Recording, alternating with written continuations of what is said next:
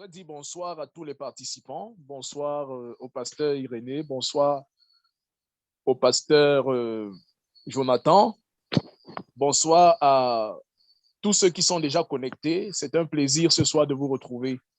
Le thème de ce soir, c'est communion avec Jésus, le corps de Christ.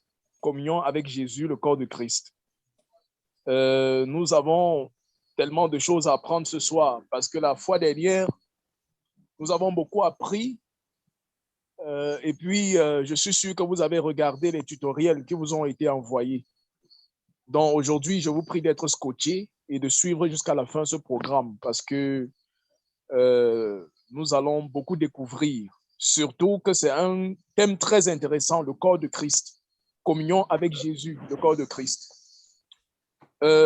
Nous allons prier Dieu afin que nous puissions commencer, puisque nous sommes à 19h14 pour le Cameroun et certainement 20h14 ou 15 pour d'autres pays, le Congo, la Suisse, tout ça.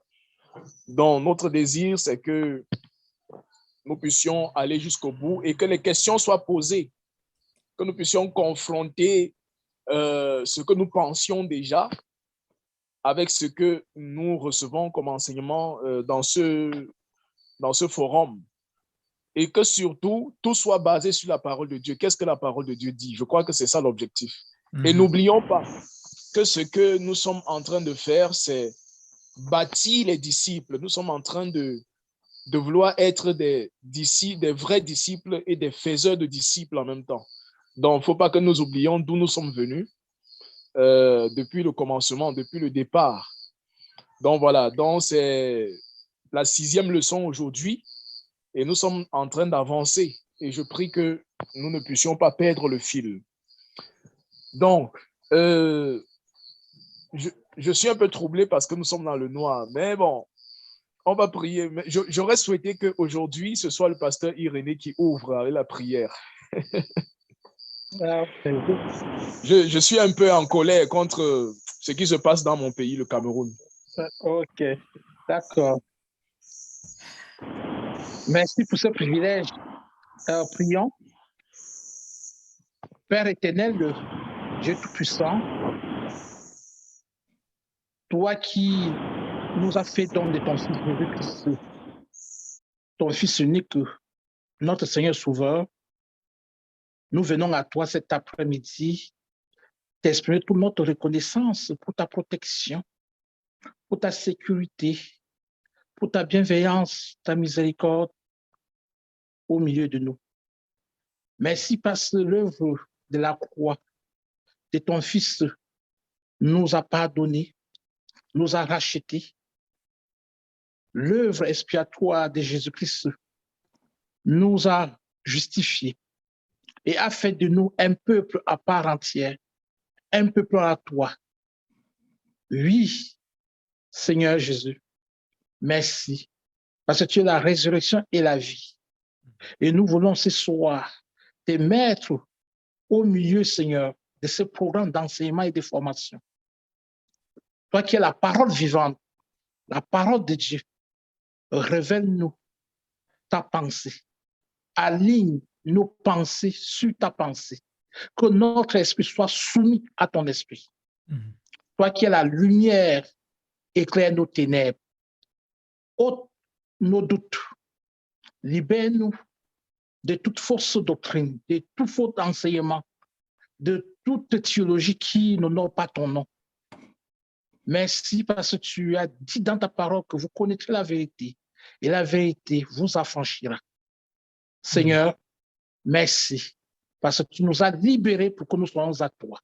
Tu nous as affranchis pour que nous soyons à toi. Bénis ce moment, équipe-nous. Bénis Jonathan, inspire-nous davantage. Bénis Seigneur tous les participants, que nous soyons connectés les uns et les autres par ton Esprit Saint.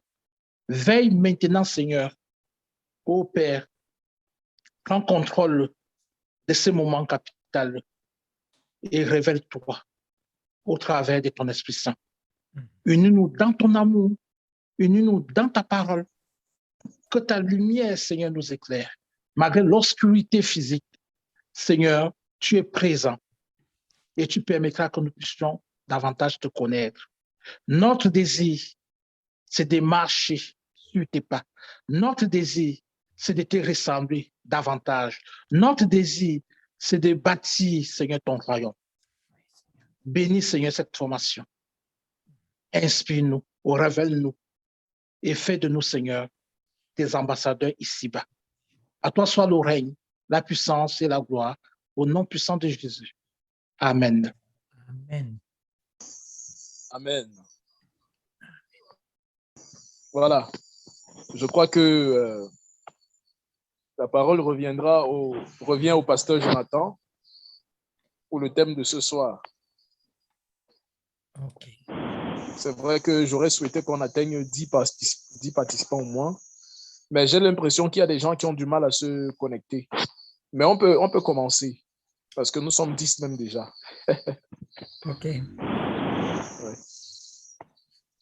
C'est-à-dire, moi, je suis à 2, n'est-ce pas?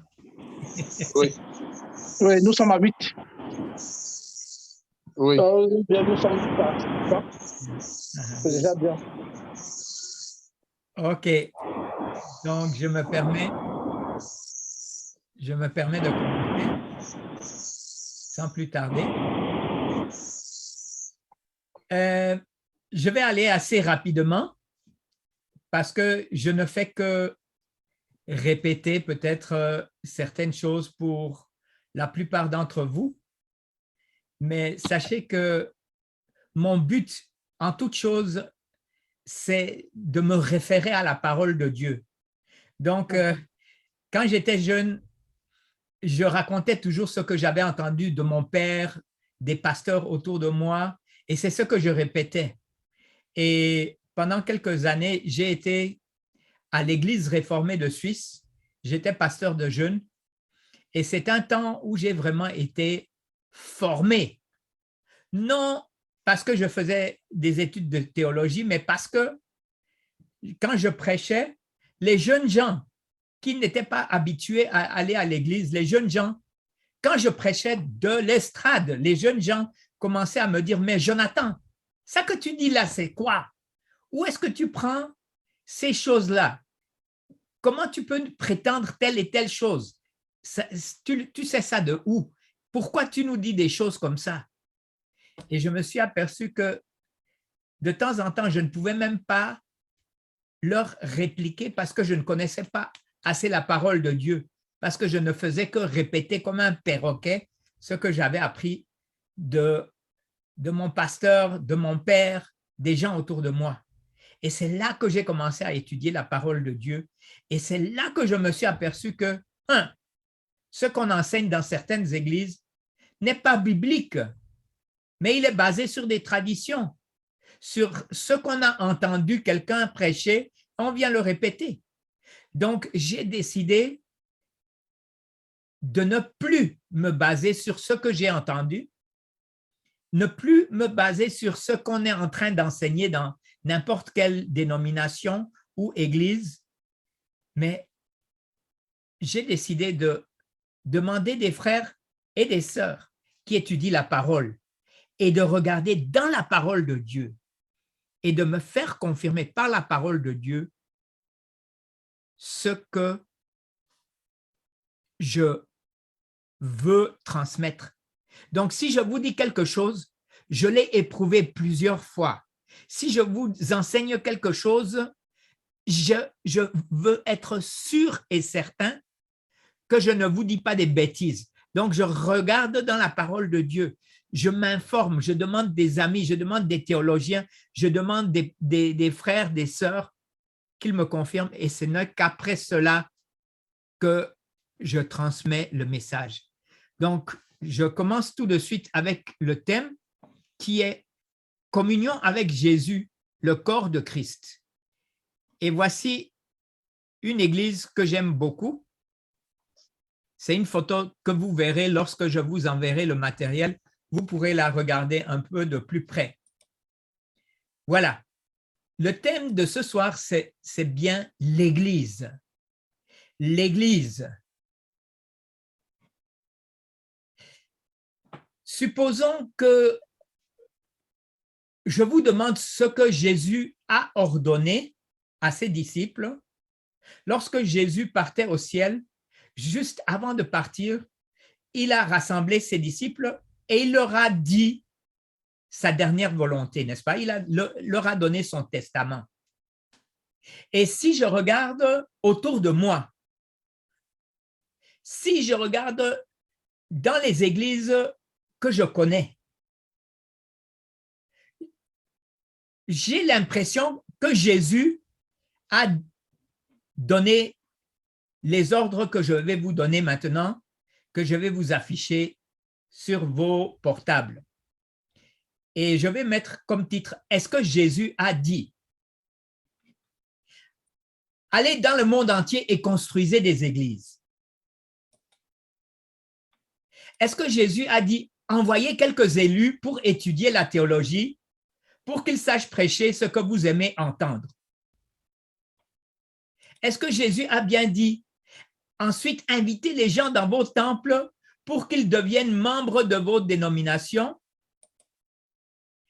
et en baptisant vos enfants, ils en feront de bons chrétiens? Est-ce que c'est ce que Jésus a donné comme ordre à ses disciples avant de partir au ciel? Et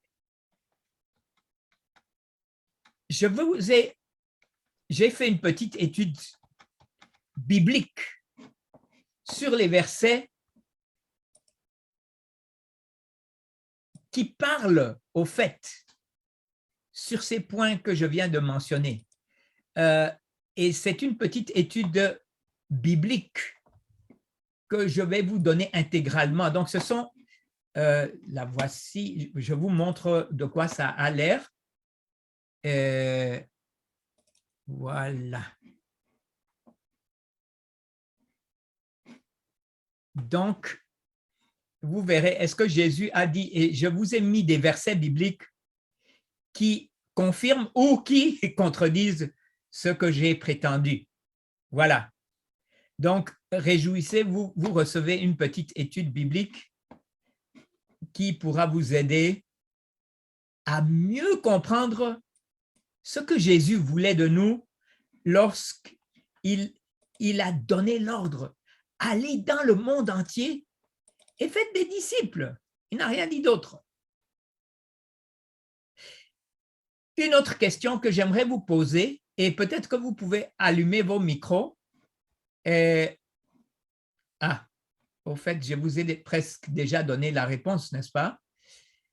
Ma question, c'est à quel moment, dans le Nouveau Testament, Dieu est devenu furieux parce que quelqu'un avait fait quelque chose qu'il n'aimait pas du tout?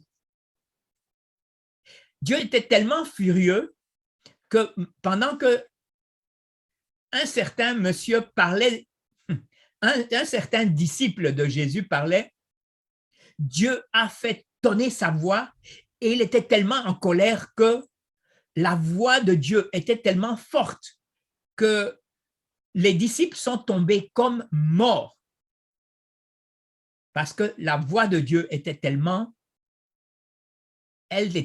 forte. Quelqu'un se souvient? Peut-être que vous pouvez ouvrir vos micros, ceux qui savent de quoi je veux parler. Quelqu'un se souvient de ces versets?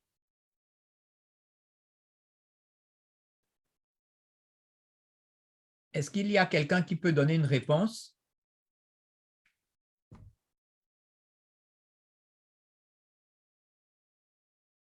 Bon.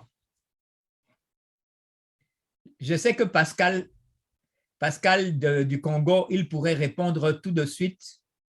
Alors, c'est ce que je vais demander. Je vais demander à Pascal qu'il ouvre son micro et qu'il nous lise les versets.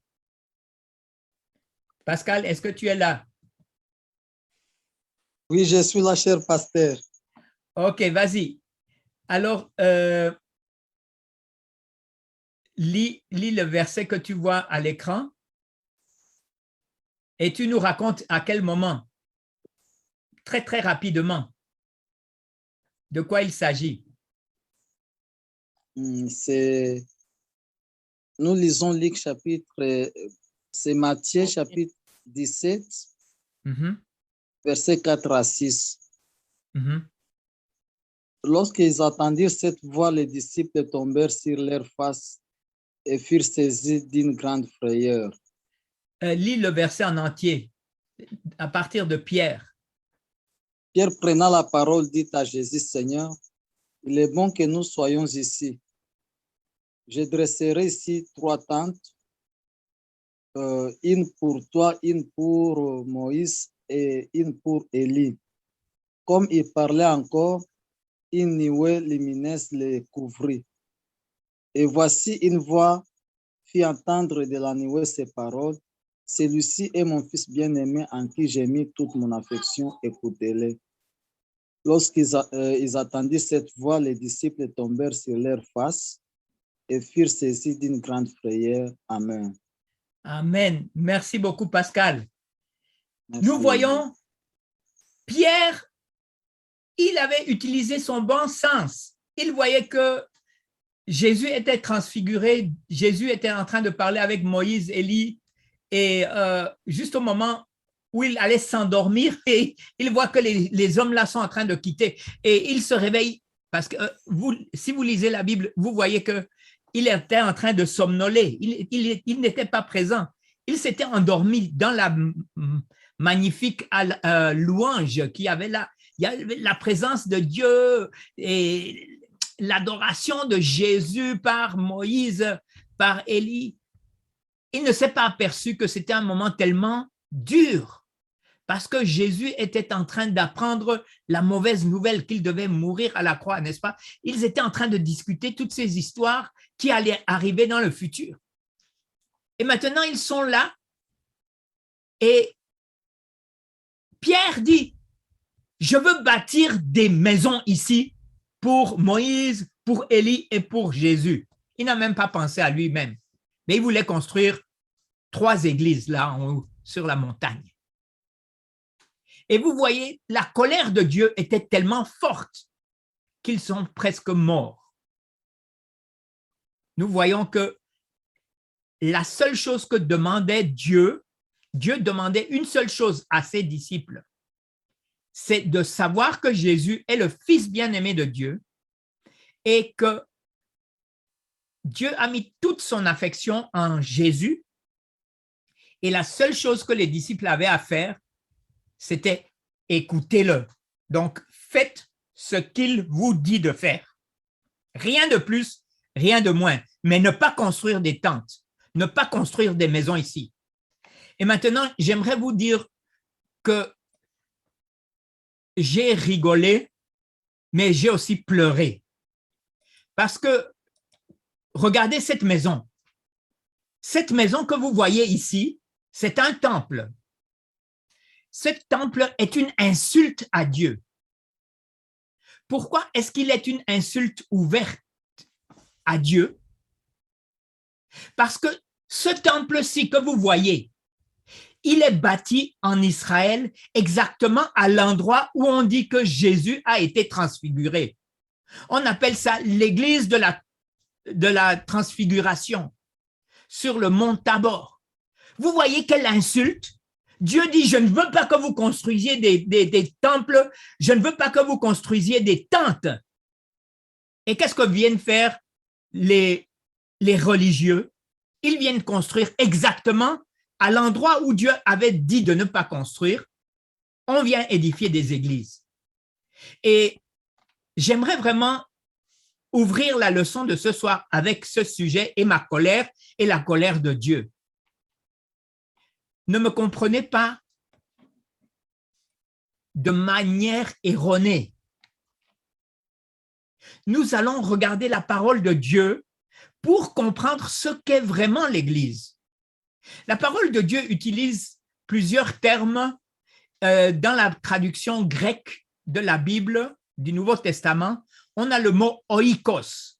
Oikos qui veut dire communauté, famille, c'est-à-dire ce cercle-là. Donc, quand on traduit Église dans le Nouveau Testament, on a à la base oikos, ou bien ecclesia. Ecclesia qui est un mot grec qui décrit l'assemblée du peuple. Au fait, ecclesia ne veut pas dire église, mais le mot église a été dérivé du mot ecclesia, bien sûr. Mais ecclesia veut simplement dire une assemblée du peuple. Ça ne devait pas être quelque chose de religieux. C'est simplement un assemblement d'hommes et de femmes. La Bible utilise aussi le terme le corps de Christ, c'est-à-dire comme nous sommes membres de ce corps qui est formé de tous les croyants, tous ceux qui croient et qui sont nés de nouveau. Qui est l'Église? Voilà. L'Église n'est pas un objet, mais l'Église est la communauté, l'entier des disciples, des vrais disciples de Jésus qui vivent en communauté, premièrement avec Jésus et avec d'autres disciples. Tu ne peux pas être disciple et rester dans un seul endroit, c'est un peu difficile. Tu as besoin d'hommes et de femmes autour de toi pour pouvoir être un disciple. Bon, il y a des exceptions. Il y a des disciples qui étaient en prison et dans la prison, ils n'avaient pas de choix. Mais un disciple, normalement, comme la Bible le comprend, c'est quelqu'un qui vit en communauté avec Jésus et avec les autres disciples. Où est-ce que l'Église se réunit-elle? Quand je dis Église, chacun de nous, ici présents ce soir, nous avons automatiquement, nous voyons un bâtiment, comme à la première page, n'est-ce pas? Nous voyons un bâtiment et nous croyons que c'est l'Église. Donc, tu dis, ah, papa, je vais à l'Église. Donc, tu vas à l'Église le dimanche matin. Mais tu pars à l'Église et quand le culte est terminé, tu quittes l'Église. Donc, tu es excommunié ou quoi? Tu sors de l'Église. C'est-à-dire, donc, tu entres dans l'Église et tu sors de l'Église. Est-ce que vous comprenez mon désarroi? Je ne comprends pas qu'on dise que je vais à l'Église ou que je sors de l'Église. Je ne comprends pas ça. Parce que ce n'est pas la Bible qui en parle. La Bible ne parle pas de l'Église, d'un bâtiment, mais elle parle vraiment de cette communauté d'hommes et de femmes qui vivent leur foi selon la Bible, selon ce que Jésus nous a enseigné. Et c'est justement le problème. Dieu a dit à ses disciples sur le mont de la transfiguration, « Voici mon fils bien-aimé, en qui j'ai mis toute mon affection, faites ce qu'il vous dit de faire. » Écoutez-le. Regardons un peu la définition qui est dans Acte 2, verset 38. Frère Irénée, tu pourrais nous lire ce qui est devant nous là, s'il te plaît. Est-ce que tu es là? Irénée? Je ne t'entends pas haut. Oui, Voilà, je t'entends maintenant. Tu pourrais nous lire, s'il te plaît. oui. Acte 2, verset 38. Donc, c'est une synthèse, n'est-ce pas, de Acte 2, 38 à 47. Est-ce que tu vois un peu ce que nous voulons dire là? Donc, c'est la définition de l'Église selon Acte. Si tu pourrais me le lire, s'il te plaît. OK. Tu places le texte ou bien je lis sur ma Bible? Tu peux lire sur l'écran, si tu le vois. Bon, je ne le vois pas. OK. Alors,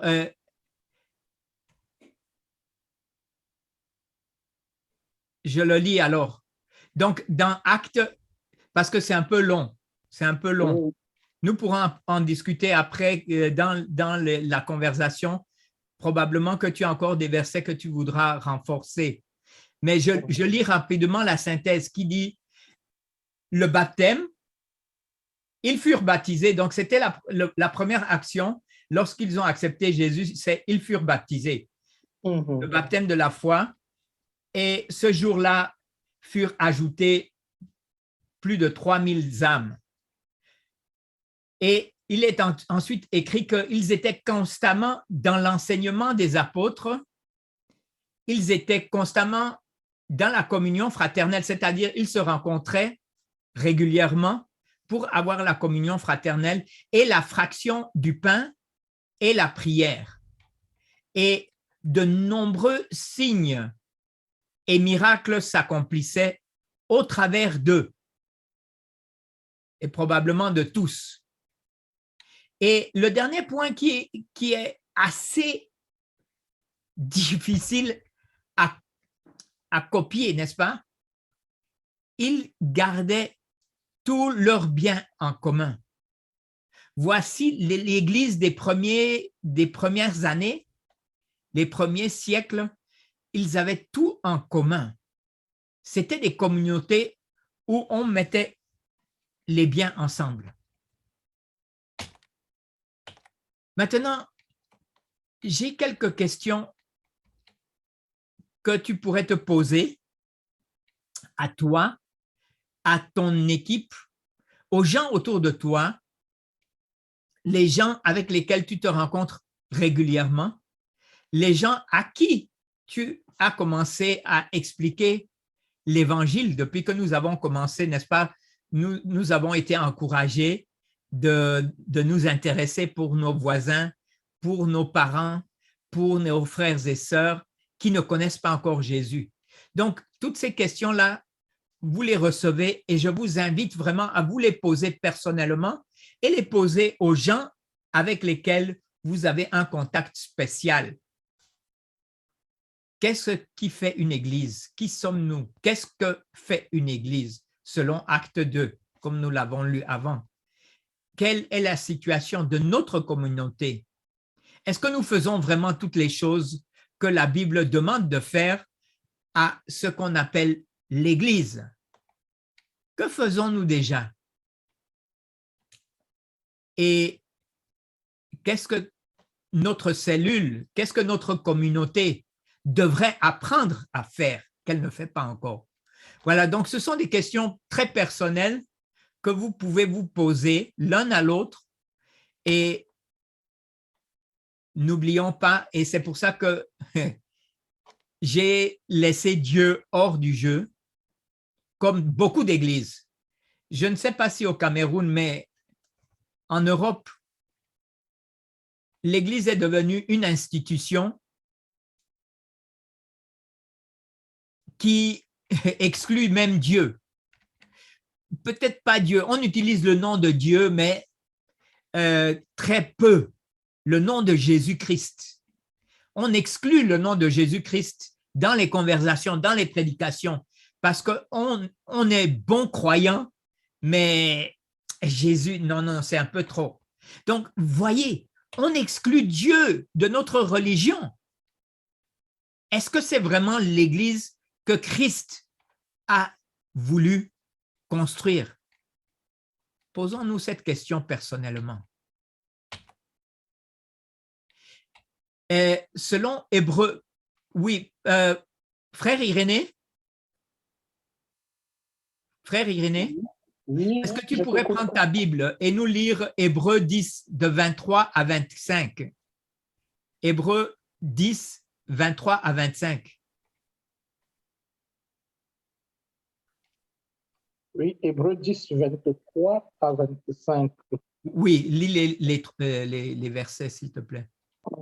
Retenons fermement la profession de notre espérance, car celui qui a fait la promesse est fidèle. Veillons les uns sur les autres pour nous exciter à la charité et aux bonnes œuvres. N'abandonnons pas notre assemblée comme c'est la coutume de quelques-uns, mais exhortons-nous réciproquement, et cela d'autant plus que vous voyez s'approcher le jour. Merci beaucoup. Donc, vous voyez, je ne suis pas contre l'Église, je ne suis pas contre les dénominations. J'aime l'Église parce que Jésus aime son Église jusqu'à même mourir pour elle. Ce n'est pas ce dont je parle. Je parle de l'Église de Christ, ce corps pour lequel Jésus a tant souffert. Et la communion fraternelle, elle est essentielle. Je ne pourrais pas être parmi vous, je ne pourrais pas vous parler si je n'avais pas de communion fraternelle. Avec le pasteur Irénée, nous sommes souvent ensemble et j'apprends tellement de lui. Et de temps en temps, je peux lui passer quelque chose qu'il apprend aussi, mais nous avons besoin l'un de l'autre pour nous édifier, pour grandir dans la foi. Nous avons besoin de cette communion fraternelle, mais si nous n'étions que nous deux, ça ne servirait à rien. Nous avons besoin d'une communauté autour de nous. Donc, je ne parle pas contre l'Église, mais je parle contre l'Église qui n'est pas fondée sur la parole de Dieu et sur la pensée de Jésus-Christ. Donc, tu peux être dans une église catholique, tu peux être dans une église protestante, tu peux être dans une église pentecôtiste ou charismatique et tu vas terminer en enfer. Et quelqu'un d'autre appartient à l'église de Christ, que chacun s'éprouve lui-même.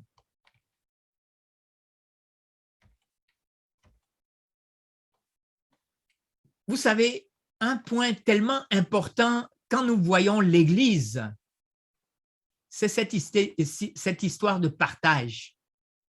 Partager pour que tous aient assez. Et là, nous allons avoir un chapitre sur ce thème. Ce sera, je crois que c'est la prochaine fois ou la surprochaine fois. Si nous disons partager tout ce que nous avons, les biens, les avoirs, les finances, mais aussi le temps, les talents, partager l'amour de Dieu de manière pratique à partir de notre pot d'abondance. Le pot d'abondance, c'est un terme que nous avons inventé avec mon frère Hiram, qui vous salue d'ailleurs. Mon frère Hiram est un Suisse qui a été utilisé par le Seigneur pour faire le fascicule que vous allez recevoir à la fin de cette formation. Je vous l'ai donné feuille par feuille et à la fin, je vous donne un paquet où c'est tout en entier comme fascicule. Et frère Hiram m'a demandé comment est-ce qu'on pourrait appeler cette histoire. Et nous avons décidé d'en parler d'un pot d'abondance. C'est-à-dire, c'est comme une calebasse où tu vas mettre ce que tu as en trop. Tu vas manger ce que tu veux manger maintenant et ce que tu as besoin de manger, mais tu vas garder un peu dans ta calebasse pour qu'au moment où quelqu'un a besoin, tu peux lui donner directement parce que tu as mis de côté. Donc, l'histoire, c'est que Dieu donne au-dessus de nos besoins. Dieu donne plus que ce dont nous avons besoin. Très souvent, les enfants de Dieu qui vivent une vie selon le Seigneur, ils ont souvent un peu plus du nécessaire. Et pourquoi? Pourquoi est-ce que tu reçois plus que ce que tu as besoin pour manger? C'est pour que tu puisses partager. C'est pour que tu puisses compartir et que d'autres en profitent et que d'autres apprennent de ta bonté pour qu'eux aussi deviennent des bonheurs. Parce que nous n'avons pas reçu pour simplement garder ça pour nous, mais nous avons aussi reçu pour enseigner à d'autres, pour gagner les autres. Et je dis toujours, ne pousse personne dans le royaume de Dieu. Attire-les par l'amour, attire-les, gagne-les pour le Seigneur. Et nous connaissons ce verset dans 2 Corinthiens qui dit « Ne donnez pas contre votre gré ou sous la contrainte, parce que Dieu aime celui qui donne avec joie. » Là, j'ai encore beaucoup à apprendre parce que ce n'est pas toujours si facile, n'est-ce pas? Regardons un peu l'image que Jésus a encore laissée comme illustration de ce qu'il voulait nous faire comprendre.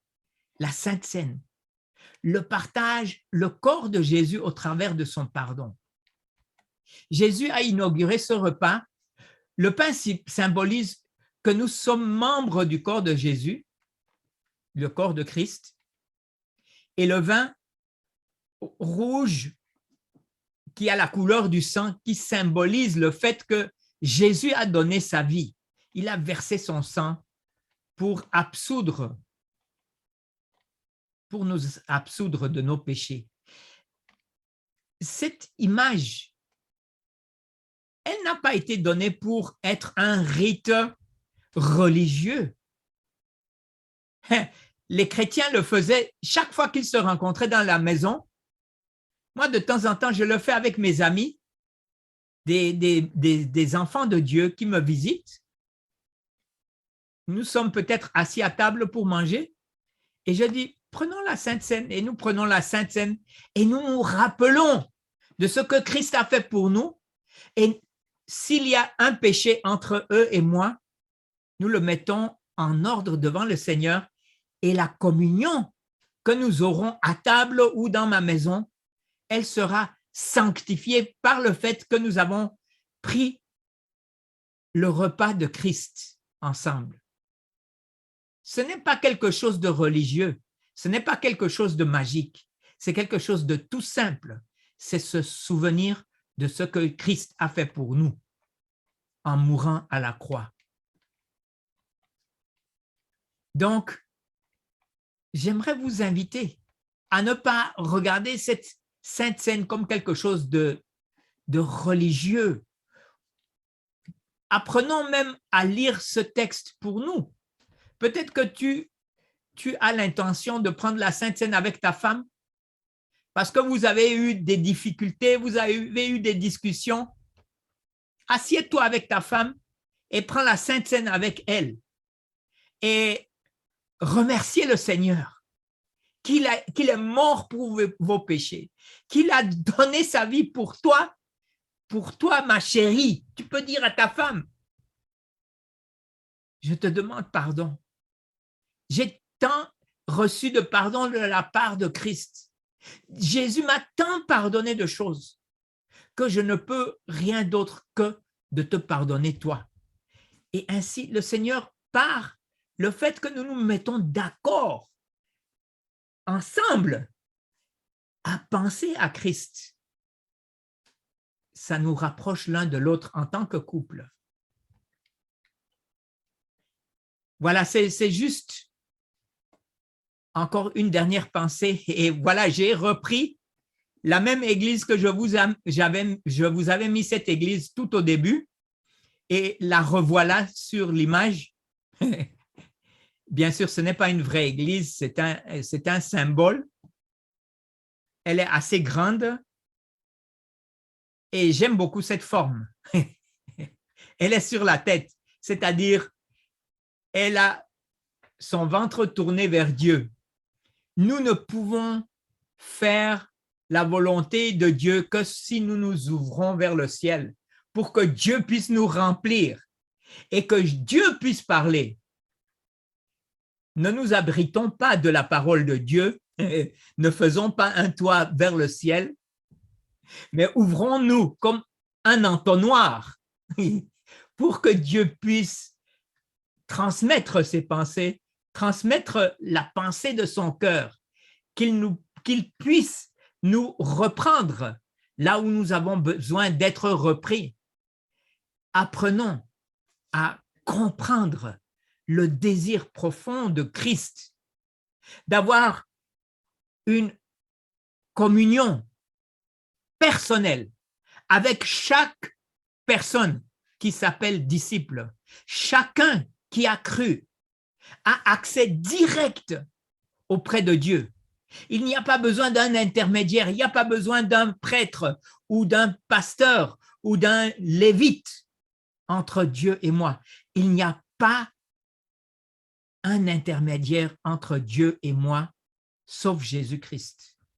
C'est la Bible qui nous le dit. Et chaque membre du corps de Christ est relié directement à Christ. Il n'est pas contrôlé par autre chose que Christ lui-même. Gloire au Seigneur, louange à Jésus. Et j'aime l'Église, mais Jésus l'aime encore beaucoup plus. Il a laissé sa vie pour l'Église.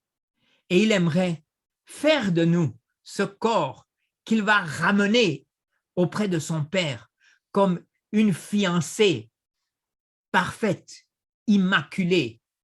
Cette fiancée qu'il est en train de se préparer dans toutes les dénominations qui existent. Chez vous, chez nous, dans d'autres pays. Et la guerre qui sévit maintenant en Europe, elle a une chose très positive. C'est que des hommes et des femmes réalisent que notre vie peut venir à une fin très, très rapidement.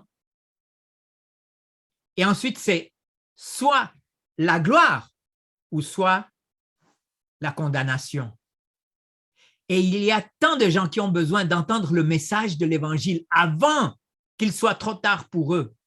Et le Seigneur t'appelle toi, le Seigneur m'appelle moi, pour que nous soyons ceux qui gagnons les âmes, pour les amener à connaître ce Christ qui est mort pour nous. Et voilà pourquoi je suis en train de lutter tellement. J'investis le plus possible de temps dans des gens comme vous. Je vous remercie de tout cœur. Je vous aime beaucoup. Un chacun de vous qui avez pris le temps d'écouter, peut-être aussi ceux qui écouteront les vidéos. Ah, vous êtes les chéris de Dieu. Parce que vous êtes assoiffés de connaître Dieu plus profondément, comme moi. Nous aimerions connaître Christ encore mieux. Nous voudrions encore nous laisser utiliser beaucoup plus profondément par lui. Et quand Dieu n'a pas besoin de professionnels, mais Dieu a besoin de personnes disposées. Et quand tu es disposé, le Seigneur t'utilise. Il te donne des dons, il les multiplie. Et il te donne la sagesse, il te donne les paroles nécessaires pour gagner, pour convaincre, pour corriger, pour instruire dans la justice, afin que l'homme de Dieu s'accomplit et prête à toute bonne œuvre, parce que tu as la parole de Dieu qui t'a été donnée à toi. Amen. Amen. Maintenant, je ne sais pas qui va prendre la parole. Est-ce que c'est Maman Virginie ou est-ce que c'est Maman Virginie, tu es là? Je suis là, pasteur Jonathan, mais je préfère que tu continues une fois, s'il te plaît. Alors, je vais passer la parole à Papa Irénée, qui est, gloire à Dieu, il est là. J'avais très, très peur qu'il ne puisse pas être avec nous aujourd'hui. Comme il travaille très, très, très, très sérieusement. Et malheureusement, à cause du travail, il n'a pas pu me rejoindre ici, mais gloire à Dieu, il est quand même avec nous ici par Internet. Et donc, je vais lui passer la parole. Irénée, s'il te plaît, parle. Ouvre ton micro, s'il te plaît. Merci.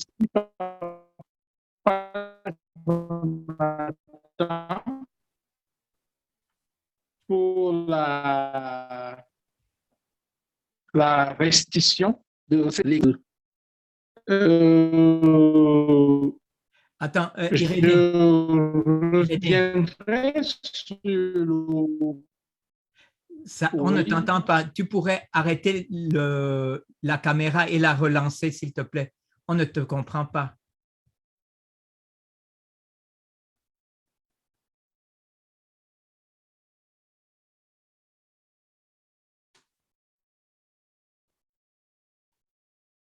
Allô?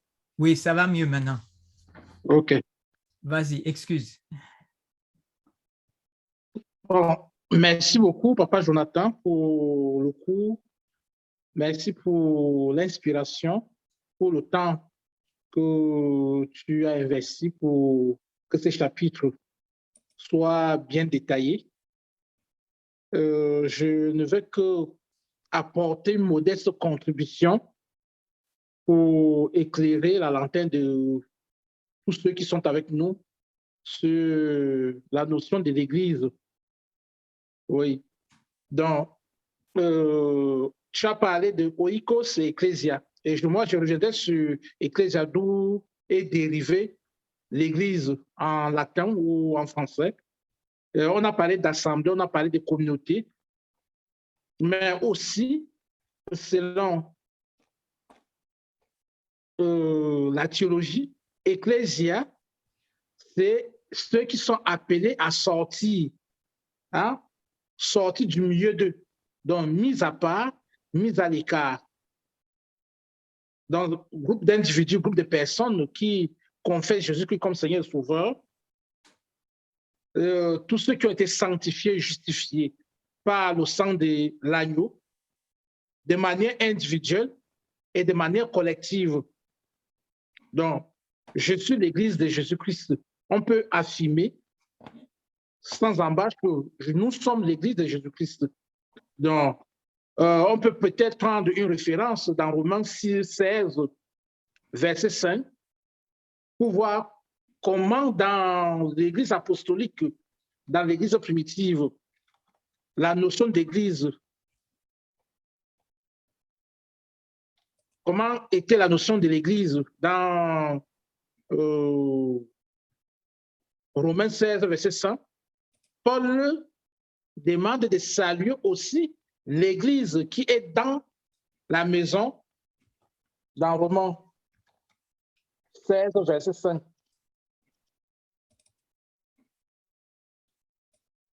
Saluer aussi l'Église qui est dans leur maison. Oui. Saluer aussi l'Église qui est dans leur maison.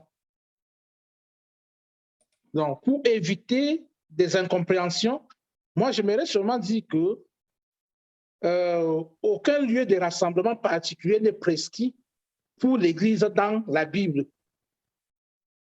Donc, déjà, dans Matthieu 18, verset 20, la Bible déclare que là où 2 ou 3 sont réunis dans le nom du Seigneur, il est au milieu d'eux. On forme déjà l'Église. Et nous voyons à la montagne de la transfiguration que les 3 tentes, c'était déjà prophétiquement, les tentes représentaient déjà l'Église. Et aujourd'hui, l'Église est bâtie par l'Esprit Saint. L'Église est bâtie par le Saint-Esprit, dont Jésus-Christ est le chef de l'Église. Donc, l'Église n'est plus un bâtiment, l'Église n'est plus un lieu géographique, mais l'Église est le corps du Christ. Et vous allez me poser des questions, mais il faudrait qu'on se rassemble. Et nous essayons de regarder comment ceux de l'Église primitive se rencontraient. Jonathan a parlé de tout ça, mais moi, j'aimerais souligner, il y a 3 aspects. Les premiers disciples, les premiers chrétiens, à la Pentecôte, se réunissaient dans les maisons. La maison d'un croyant. Nous voyons même à la réception du Saint-Esprit, on dit qu'ils étaient dans un même lieu. Dans Acte 12, verset 5, Acte 12, verset 12. Oui. Ils rompaient le pain. C'est 2, 46. Oui, 2, 46. Oui. Et il y a aussi Acte 12. Oui, Acte 12, verset 5, Acte 12, verset 12. Et l'Église ne cessait de s'adresser. Oui, Acte 12, verset 5, Acte 12, verset 12. Oui. Acte 12, 12. Oui. Après avoir réfléchi, il se dirigea vers la maison de Marie, mère des gens surnommés Marc, où beaucoup de personnes étaient réunies et priaient. Et vous verrez toujours que là où les disciples se réunissaient et priaient, il y avait la fraction du pain.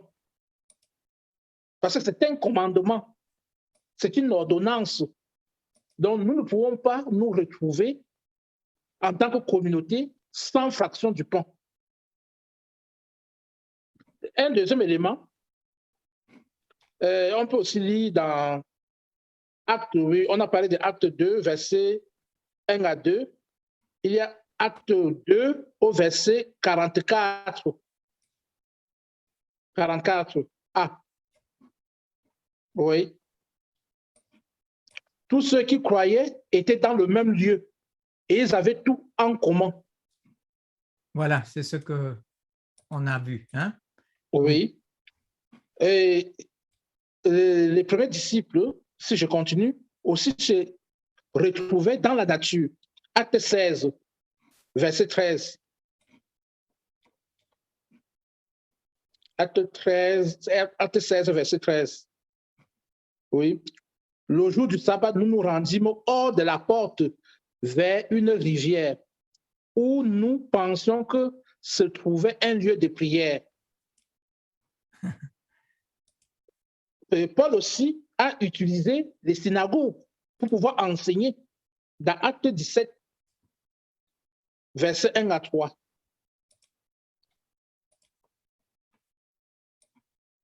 Acte 17, oui. À Thessalonique, Paul a enseigné dans une synagogue. Hein? Et dans Acte 17, verset 17, dans une place publique, dans l'aréopage, il a aussi enseigné. Il s'entretenait donc dans la synagogue avec les Juifs et les hommes craignant Dieu. Et sur la place publique, chaque jour, avec ceux qu'il rencontrait. Donc, voilà les différents éléments dans le fondement de l'Église que nous retrouvons dans les actes des apôtres. Donc, l'Église n'est pas un édifice. Donc, nous, ici, par exemple, en Europe, toute situation est favorable pour nous, pour louer, pour annoncer l'Évangile et pour communier ensemble. Et c'est l'une des choses que j'ai apprises quand je suis arrivé ici. Parce que, voilà, en Afrique, c'est toujours... on a comment dire, cette notion de cotiser de l'argent pour bâtir un lieu de culte. Et il faut vraiment qu'on cotise de l'argent pour bâtir une église. Mais non, on ne bâtit pas l'église. Qui sommes-nous pour bâtir l'église? Dieu n'habite pas dans des maisons faites de main d'hommes. Dieu habite dans notre cœur. Ce qu'il faut bâtir, c'est bâtir l'œuvre de Dieu en nous. Hein, c'est d'être le temple du Saint-Esprit, d'être l'église du Christ.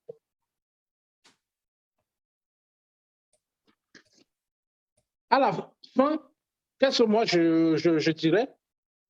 La relation du croyant avec Dieu n'est en aucun cas limitée au lieu de culte de l'Église, ce que nous appelons l'Église.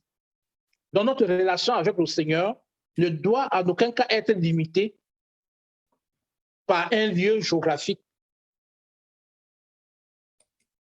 Donc, moi j'invite tous ceux qui font ce cours de pouvoir prendre du temps, de sonder les Écritures et d'éviter ce mauvais langage que le mercredi, le dimanche, lorsqu'on te demande où vas-tu, on répond immédiatement, je vais à l'église.